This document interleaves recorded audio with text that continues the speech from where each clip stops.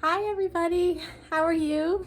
Today is Friday, June 12th, and it's 2020, and this is our cat Dean, and he's here today as promised to show you a very special story called Dewey.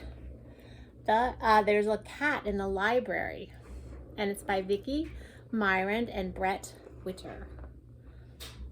I don't know if you can see him. Let's see if I can get you so you can, oh maybe not, let's see.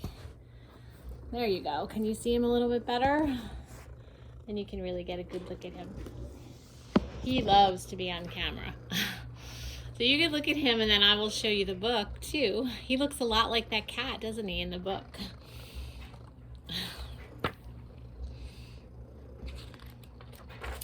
Dewey, there's a cat in the library. Every night, people left books in the return box of the library in the small town of Spencer, Iowa. Funny books, big books, truck books, pig books, and they left them. But one night, on the coldest night of the year, someone left a very strange surprise. A tiny kitten. And I'll have Dean. There you go. You can see both the cat, Dean, and the book.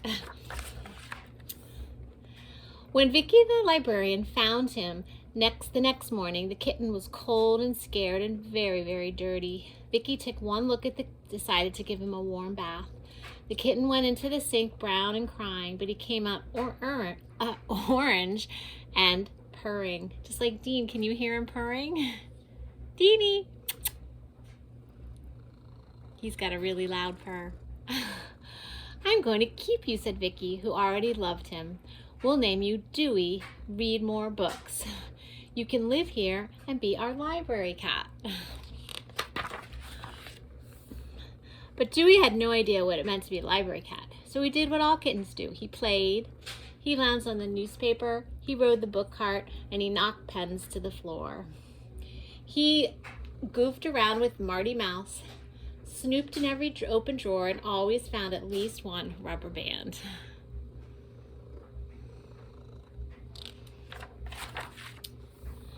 But what Dewey loved most was people. Tall ones, round ones, quiet ones, loud ones. The little ones, however, surprised him, and not always in a good way. Look, Nathan, said his mommy, there's a cat in the library. Nathan bent down and said, Hi, hooey dooey ooks. No, said his sister Hannah, it's Dewey, read more books. Dewey squirmed. The boy petted him in the wrong direction. And Dewey loved to be petted, but he didn't like to be petted in the wrong direction.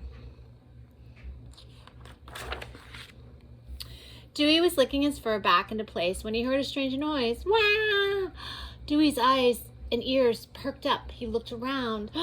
What was that strange sound? Dewey sprang into action and crept really, really slowly toward the sound.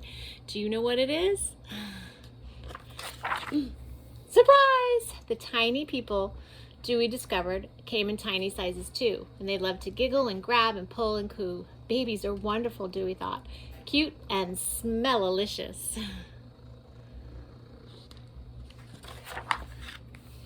In a few days, Dewey went exploring and discovered a secret room, the most exciting thing he'd ever seen. Children's story hour.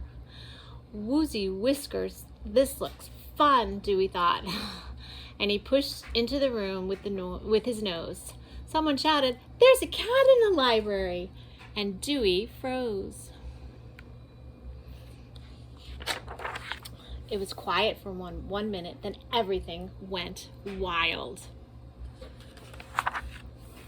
And the next thing Dewey knew, he was being carried upside down. Oh my, Dewey thought, what should I do now?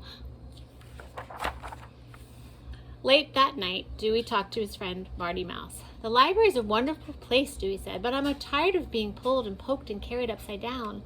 I'm not just a cat in a library, I'm a library cat. A library cat helps people, and I think I'm 92% convinced that that's the reason I'm around. Marty Mouse didn't say anything.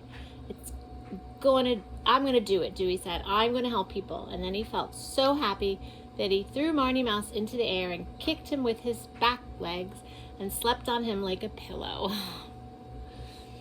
The next morning, when the people first arrived, Dewey was waiting to greet them at the front door. That's what Dean actually does for us. All morning, Dewey acted like a library cat. He read with the mommies and grandmas. He helped the daddies do their work. He even shelved books with the library clerks. And when he saw little Nathan, he turned a circle and a half so the boy could pet his back from his head down to his tail the right way. I'm glad we're friends, Dewey Lou, Nathan said, and Dewey smiled at that. By lunchtime, Dewey was worn out, so he found a good box. First, he put his front paws inside and his belly, and he squished his back end down, whirled around, till he was all the way in and his eyes closed tight. There's an orange muffin in the library, a girl giggled. But just as Dewey was about to drift into sweet kitten dreams, he heard a heavy sigh. His eyes popped open, and he saw a girl on the other side of the table. A sad little girl reading very quietly all by herself. He climbed up close and stared at her. She looked the other way. He sniffed her hand. She wouldn't play. He knocked her mittens to the floor. She let them stay. Then he saw her jacket and had the best idea ever. Silly always works. I'll be a silly cat today. The girl stared at Dewey. You look like a fuzzy hot dog in a purple bun, she said, and then she surprised him. She laughed right out loud. I love you, Dewey. Read more books, the girl whispered, as Dewey nestled into her lap and began to purr. This is it, Dewey thought. I'm a real library cat, and it feels great. No, it feels better than great. It feels perfect. And that's the end. And that cat looks just like Dean, doesn't it? Maybe they're somehow related. But Dean thought you would like this book, and he was so happy to be chosen today to be part of our story. And Sarah will be back next week. And I have a little clip of our butterflies, which I'm going to add to this. And we did let them free, and they're happy, and they're probably sleeping at night, and they're flying during the day.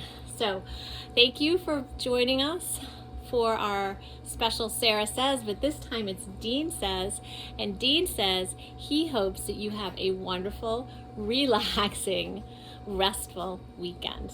Right, Dean? And have a wonderful time. Bye.